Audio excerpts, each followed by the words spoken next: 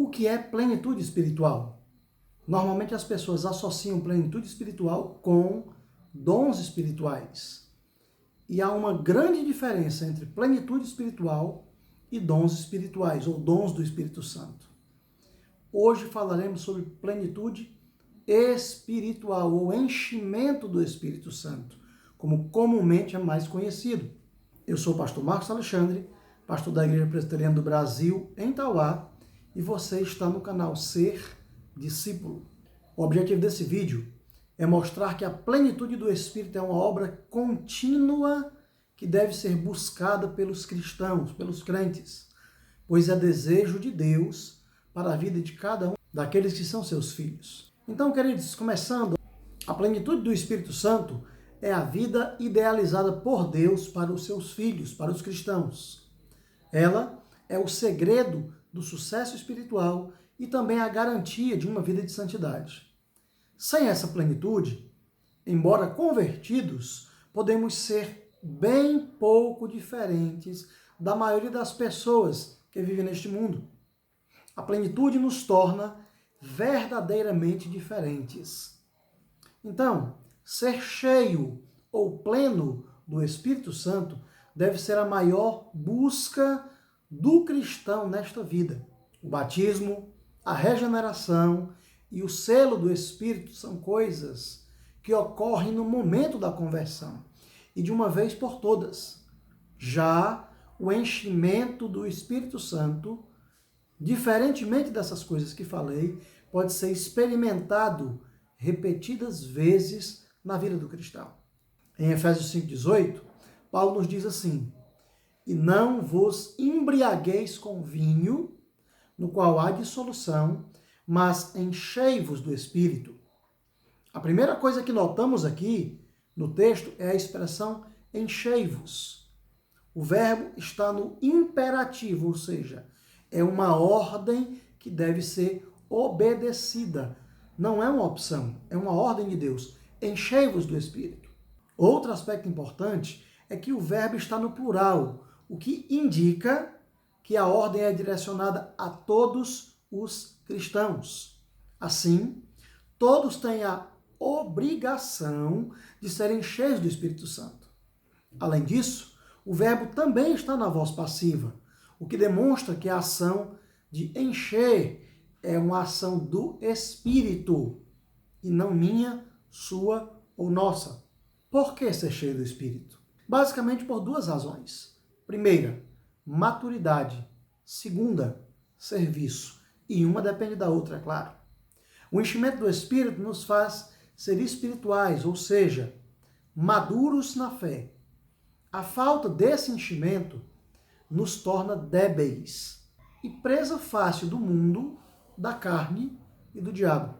Paulo deixou bem claro que o verdadeiro crente é aquele que já crucificou ou se despojou do velho homem. Encontramos isso em Romanos, capítulo 6, versículo 6, e também em Colossenses, capítulo 3, versículo 9.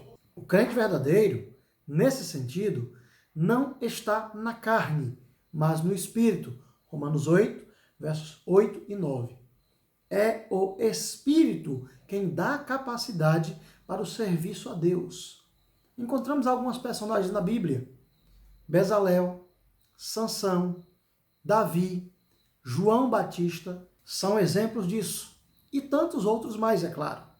Lucas 1, 15 a 17 tratam sobre essa questão. Também olhamos para os diáconos em Atos capítulo 6, versos 3 a 5, e para uma figura emblemática do livro de Atos, que é Barnabé, Atos 11, versículo 24. Todos esses eram homens cheios do Espírito e todos esses eram bons servos de Deus. Em Atos 9, versos 17 e verso 20, vemos que um outro homem de Deus foi cheio do Espírito, e esse homem é Paulo. Todos eles foram alvos da ação capacitadora do Espírito Santo, havendo também momentos em que muitos desses foram novamente enchidos de acordo com as necessidades e de acordo com a ocasião. Precisamos também entender um pouco sobre iluminação do Espírito. Iluminação refere-se basicamente à atuação do Espírito Santo em capacitar-nos a entender melhor a palavra de Deus.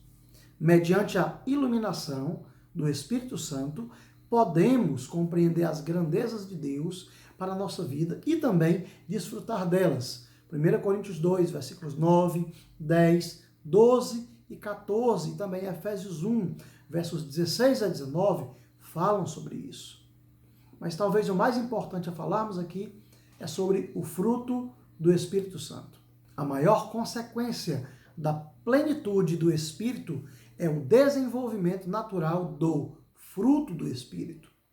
O fruto diz respeito a uma dura rotina de evidenciar um caráter transformado. Segundo a Bíblia, a grande evidência de que alguém está cheio do Espírito Santo é o fruto, e não necessariamente os dons. Gálatas capítulo 5, Paulo fala sobre andar no Espírito. E este andar significa viver continuamente na prática de algo. Gálatas 5, 16 a 25, nós encontramos esta figura bíblica do andar.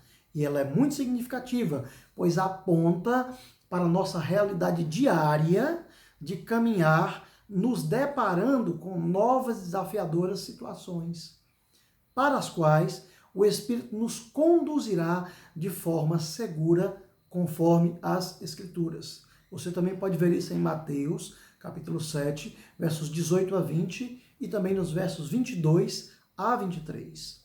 O segredo do fruto do Espírito é andar no Espírito. O Espírito nunca é estéril naquele em que ele habita. Contudo, há um processo gradativo de crescimento, de maturidade espiritual. E por que nós precisamos de tudo isso? Porque nós vivemos numa guerra em que não há tréguas. Não há como fugir dessa guerra. Uma vez que fomos tirados do império das trevas, conforme Paulo diz em Colossenses 1, verso 13, e fomos transportados para o reino do Filho do seu amor, todo aquele império é nosso inimigo. A lista de Gálatas 5, 19 a 21 fala de algumas áreas com que nós temos conflitos constantes. Ela fala pelo menos de 4 áreas que ficam bem enfatizadas: sexo, religião, relacionamentos e apetites. Vamos uma de cada vez então. O sexo. Lá está escrito prostituição, impureza, lascívia. Religião, idolatria e feitiçarias. Relacionamentos, inimizades, porfias, ciúmes, iras, discórdias, facções, dissensões e invejas. Por fim, pecados relacionados aos nossos apetites, bebedices e glutonarias. Contudo, o fruto do Espírito apresenta 3 virtudes da vida cristã autêntica. Que virtudes são essas? Primeiro, em relação a Deus. E nessa categoria estão o amor, a alegria e a paz. O amor é o único que figura tanto na lista do fruto quanto dos dons do Espírito. Paulo diz que o amor de Deus é derramado em nossos corações pelo Espírito. Romanos capítulo 5, versículo 5. Ele diz que o amor é do Espírito, Romanos 15, 30, e no Espírito, Colossenses 1, 8. De certa forma, exibir esse amor é evitar todas as obras da carne. 1 Coríntios 13, versos 4 a 7 tratam sobre isso. A alegria do Espírito é uma marca fundamental do cristão e é uma das características principais do próprio reino de Deus. Romanos 14, 17 vai falar sobre isso. Já em relação aos outros, estão longanimidade, benignidade e bondade. Um temperamento longânimo é caracterizado pela demora em se irritar e por uma ausência completa de pavio curto, conseguindo suportar as ofensas dos outros e evitando o ato de julgar e também de retaliar. Em terceiro, encontramos as virtudes relacionadas a nós mesmos: fidelidade, mansidão, domínio próprio. A fidelidade é uma graça que o convertido recebe. Ele não é fiel aos outros, ele é fiel a si mesmo, pois, em última instância, sua fidelidade é para com Deus. Então, se você não consegue ser fiel a si mesmo, você não vai ser fiel a mais nada. A palavra de Deus nos fala também que há um só fruto do Espírito. Há, na verdade, apenas um fruto. Ainda que geralmente as pessoas pensem em frutos do Espírito, a palavra lá em Gálatas 5:22 está no singular. Ou seja, a unidade do fruto do Espírito.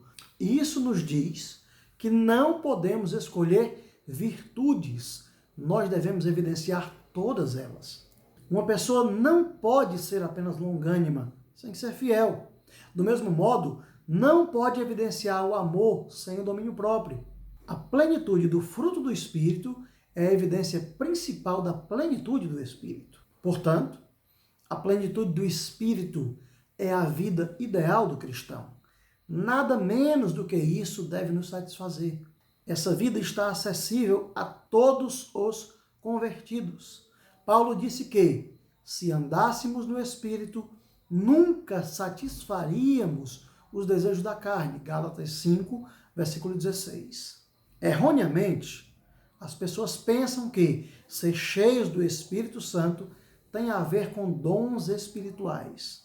Ser cheio do Espírito Santo tem a ver com o fruto do Espírito Santo.